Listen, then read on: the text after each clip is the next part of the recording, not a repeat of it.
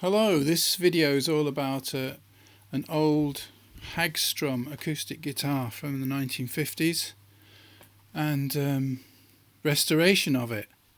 I covered the unboxing of this in a vlog recorded on August the 20th of this year. My plan is to take off the neck by heating up the fingerboard extension using a hot palette knife underneath to loosen it.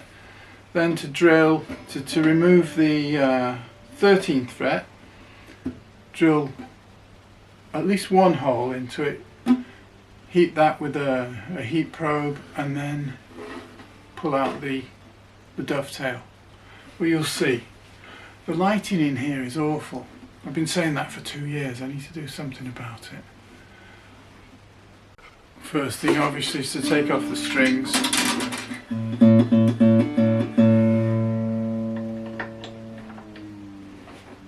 Using a string winder because that's much quicker.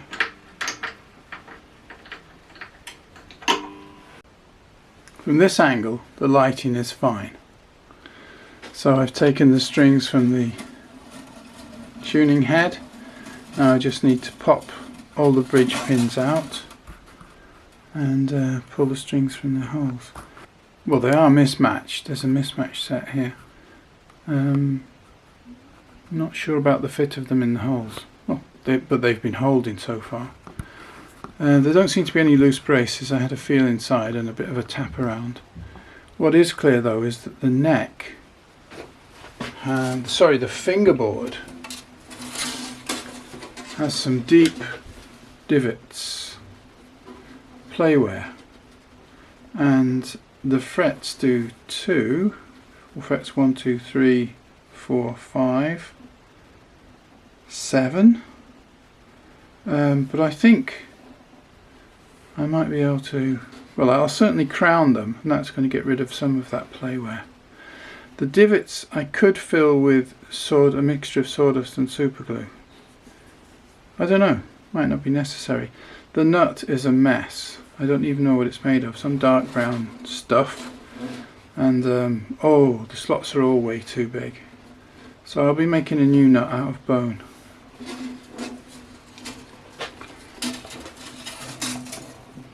Okay. We'll now take out the bridge pins. I usually just do this with a teaspoon.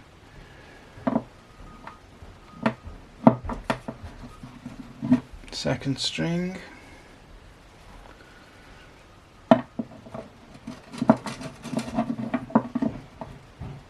Third string. I can see I'm going to have to use some maybe fret pulling pliers to get out the 1st and 6th, I think. Oh no, here comes the 6th.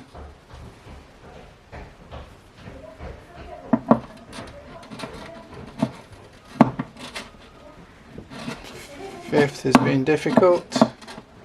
4th comes out easily. Okay, so the 1st and 5th will need me to use fret pulling pliers. Okay, the last two with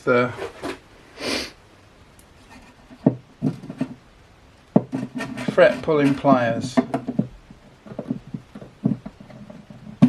Oh, that was easy. That's the 5th string pin, and then finally this big old one at the end. Oh, that was also easy. Okay. So, I found a heat shield that I made for something that I took the neck off. It's not quite wide enough to go either side of this fretboard, so I'll have to just cut a little bit out. I rescued this travel iron from the bin because I thought it would come in handy for this, but unfortunately it's not quite small enough. So I'm wondering about putting a block of metal between the iron and the tops of the frets so the heat gets transmitted. I found several pieces of metal, all of the same thickness, so they will do the job.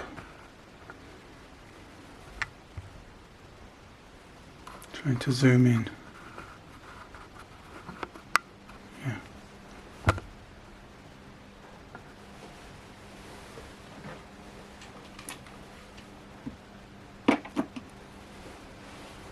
This will work.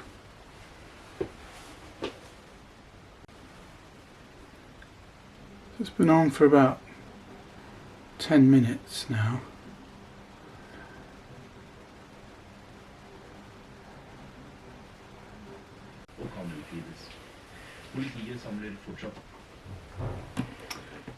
So it's working much better now. I've got it much hotter. It's slightly discoloured the finish, but there's a white haze in the finish. But it's pretty normal for this kind of thing. The main thing is I'm able to get this polished and sharpened scraper much further in now.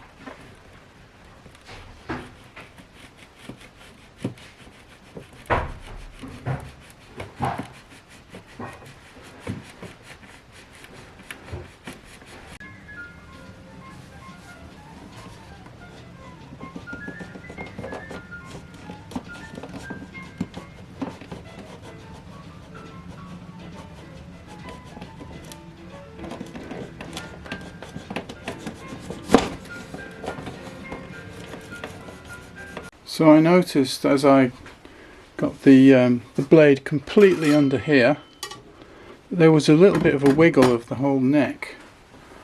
So I tried just wiggling the neck rather than going for the drilling holes and putting in heat probes. But the neck does wiggle, but unfortunately a couple of tiny cracks started to open up as I was wiggling.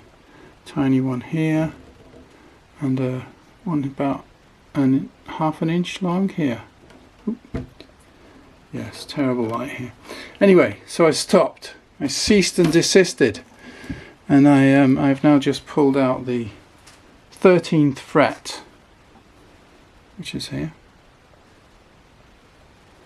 from its slot, and I will then drill where I know the dovetail must be. Just looking from the outside, you can tell the dovetail starts from here and goes at a slight angle inwards, and it may be worth drilling at a slight angle in that direction also, because it could be a very shallow dovetail.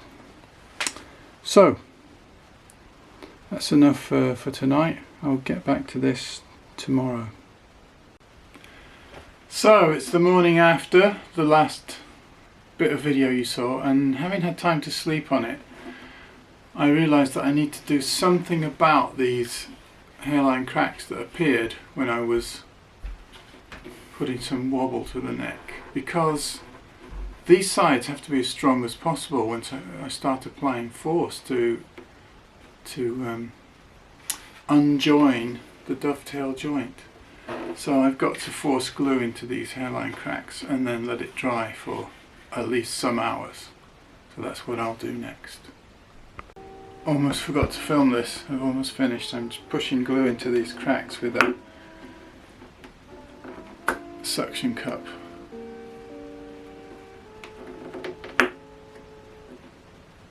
Trying to avoid getting any into the actual joint.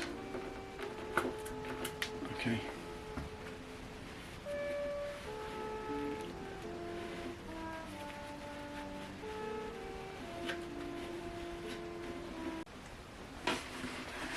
I'm back. So I'm still waiting for the glue to really harden on these hairline cracks.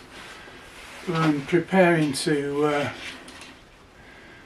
do something about heating the glue in the dovetail joint, which will be hide glue.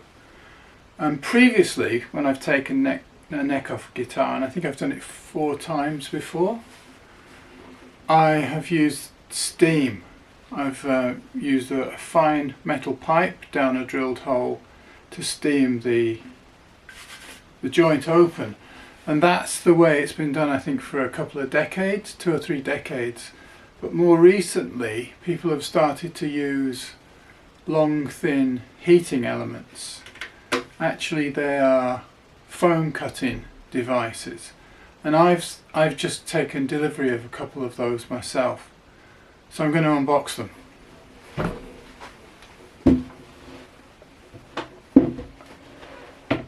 I may actually only use one. Only drill one hole. I'll try that at first, I think. So here's the box, and we'll see what we've got. There's always a slight nervousness about stuff that you send in the post, that when it arrives it doesn't work, or it's broken or damaged or something. But in my experience, it almost never is.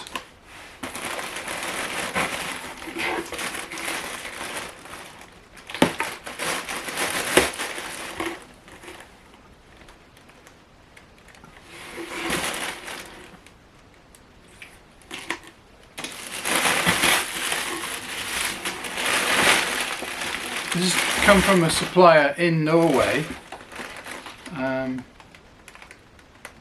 in Kristiansand, one of the more southern cities, and it's a place called Game Zone. Crafter's Hot Knife Kit, Hot Wire Foam Factory, which I'm pretty sure are built in the US. Yeah, made in the USA. So we'll take one of them out.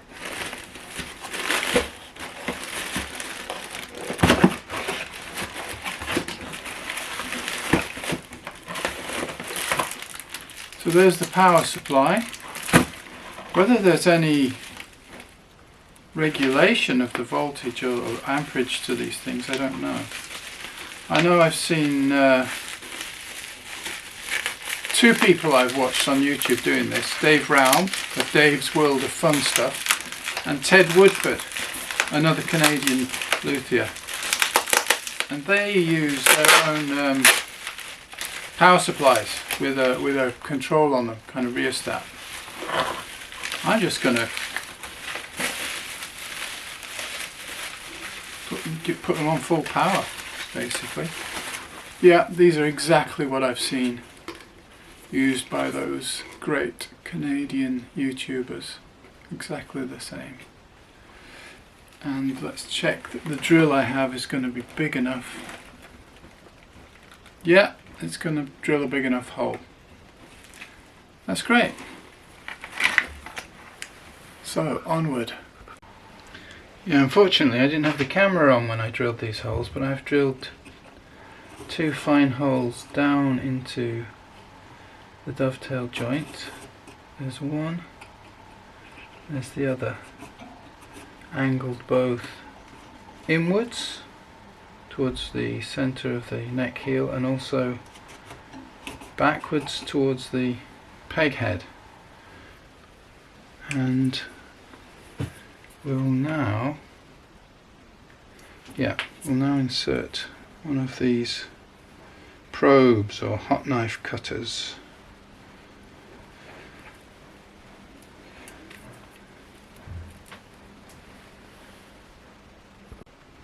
So I've decided it makes no sense to use just one, since I've drilled two holes and I have two probes. The chance of getting an overall heat of the joint is much better to use two at once. So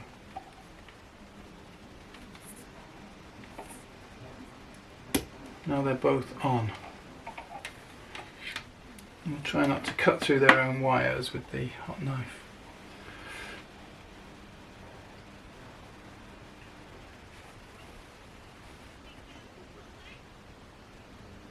Yeah, the neck heel is warm, but maybe not warm enough yet.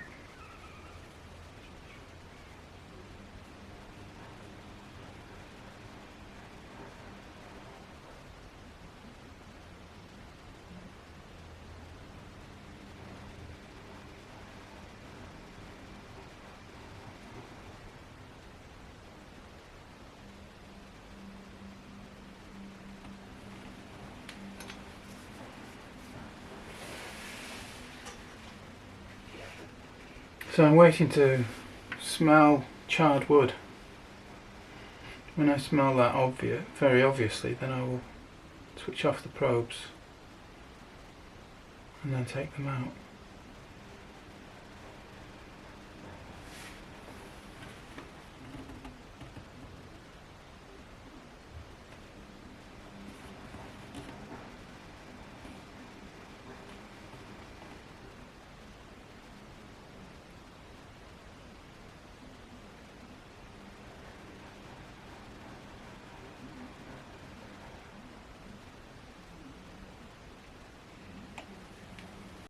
Okay, now I smell the charred wood. In fact, I can see some charring on the top surface of this hole at least.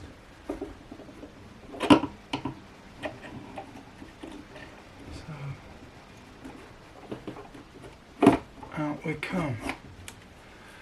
I guess some of the hide glue from the fingerboard extension is contacting the probes at some point. That's what's making them stick in there.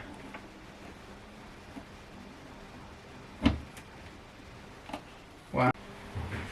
So this is going by no means as easy as it seems when you watch Ted Woodford and Dave Raum videos. This is my third attempt to get the neck in. The neck is no looser than it was from the very beginning. So this time I'm leaving them to heat up for much longer, like 10 minutes or something. Again, I can feel heat in the neck heel.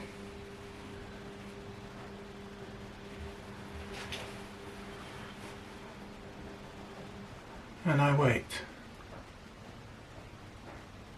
At least I managed to get this one loose again. I realised you have to leave them hot while you pull them out, because if you let them go cold, I think the glue solidified. Whatever glue they're in contact with solidifies on them.